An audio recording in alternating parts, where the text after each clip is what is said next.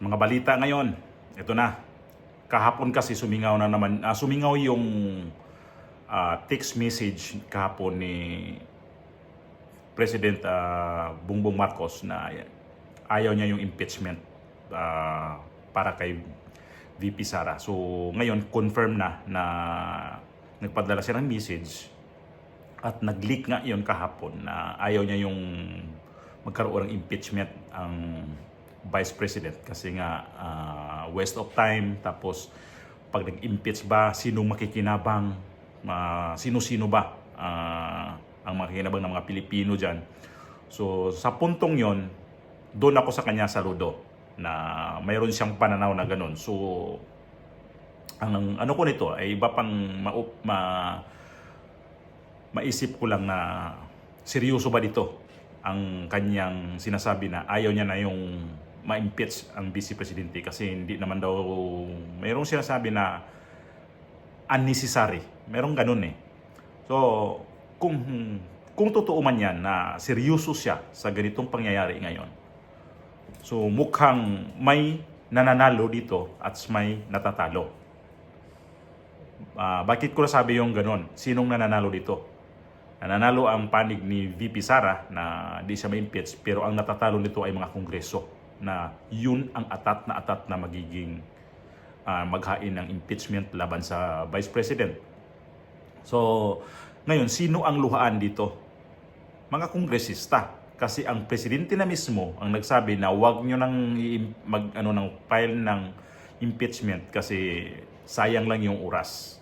So para maano natin na hindi naman ako nag-react sa ibang na nagba-vlog, ano ko na itong balita sa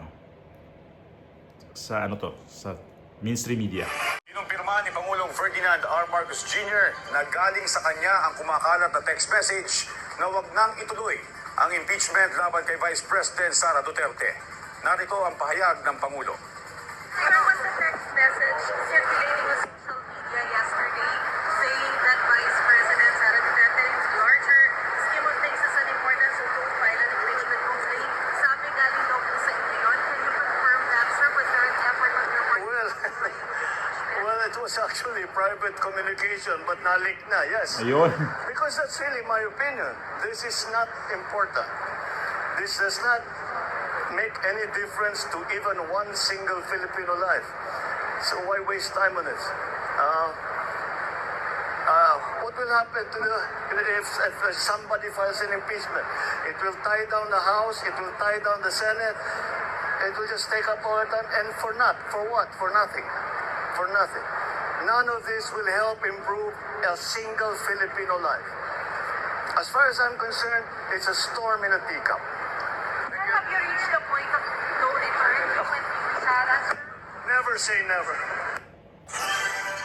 Samantala,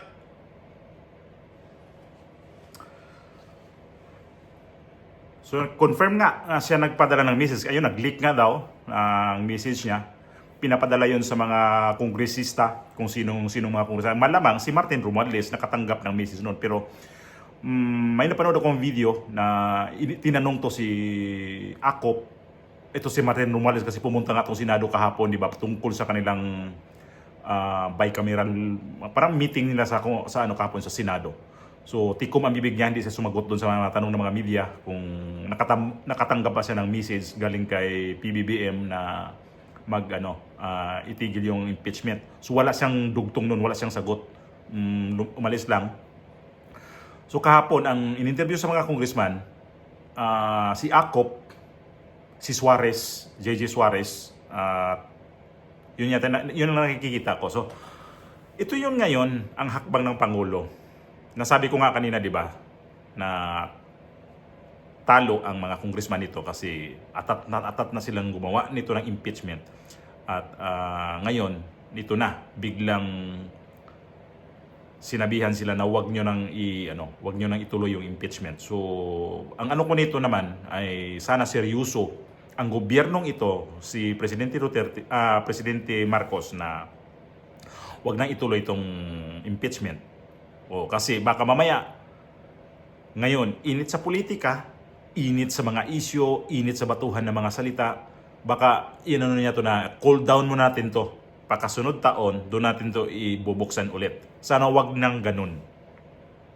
Kung pina-cool down man lang nito ang mga issue ngayon, ang mga tao ngayon na sobrang init na rin sa mga nababasa, nakikita sa television, lalo kami mga OFW, nakikita namin ang nangyayari.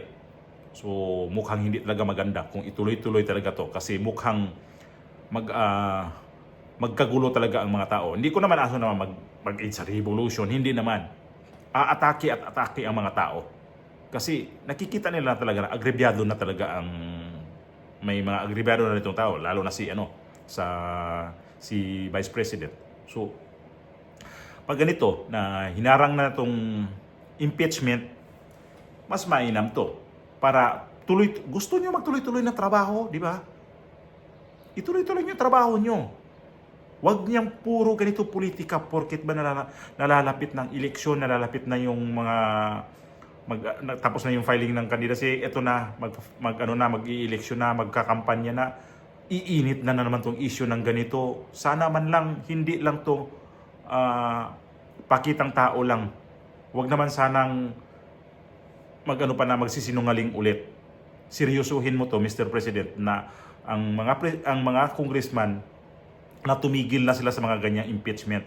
Si BP Sara naman, hindi naman to natakot ma-impeach eh. Di ba may sinabi nga siya, pag na-impeach ako, that's it. The end. Tapos lahat. Ano pang mo? Ano pang, halimbawa akong ma-impeach, ano pang gagawin ko? Impeach na eh. Pero, hindi naman po pwede na ganun-ganun na lang. Kasi ang mga binabato nitong issue ngayon, hindi talaga makatarungan. Ang daming binabatong issue na hindi na talaga maganda. Ngayon, ang ombudsman, ito na, kinampihan na to si VP Sara. So, panibagong sampal na naman to sa mga tao. Panibagong sampal na naman to sa mga kritiko ng Vice Presidente. Kasi nga naman, marami itong nag-abu-abogaduhan. Hindi naman natin pare-parehas ang alam ng mga wala naman tayong alam din sa mga batas. Pero itong mga tao kasi mahilig manghusga na makukulong na, ma-impeach na. So ngayon, siguro may nakapagbulong kay PBBM na wag mo nang anuhin yan. Wag mo nang ituloy yan. Kung ito siya, makikinig talaga sa paligid niya na yung mga taong sariling interest ang gusto, sira talaga yung pagka-presidente niya. Kasi doon siya nakikinig sa mga taong sariling interest talaga ang gusto. Hindi yung magserbisyo sa taong bayan. Kagaya ngayon kagaya nito kay Martin Romualdez. Ngayon nag-declare na to si Bongbong Marcos na wag nang i-impeach yan. Anong nasa isip niya ngayon? Kung seryoso to, kung hindi nila pinag-usapan to na cool down muna tayo, masama ang loob nito.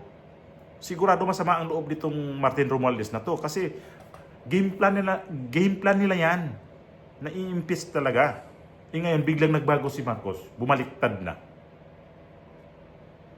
Ngayon itong sinabi na mga congressman na gustong ma-impeach, lalo na yan si Castro, ang promotor pa nito, isa pa to si Trillanes, luhaan. Ngayon napapala nyo ngayon. So, ganito ang mangyayari ngayon sa politika nga. Ang daming pwedeng mangyari. Ngayon, oras na to, pagkasunod oras, ang daming nangyayari na may maganda, ang pangit. So, ang mga tao ngayon nagmamasid talaga.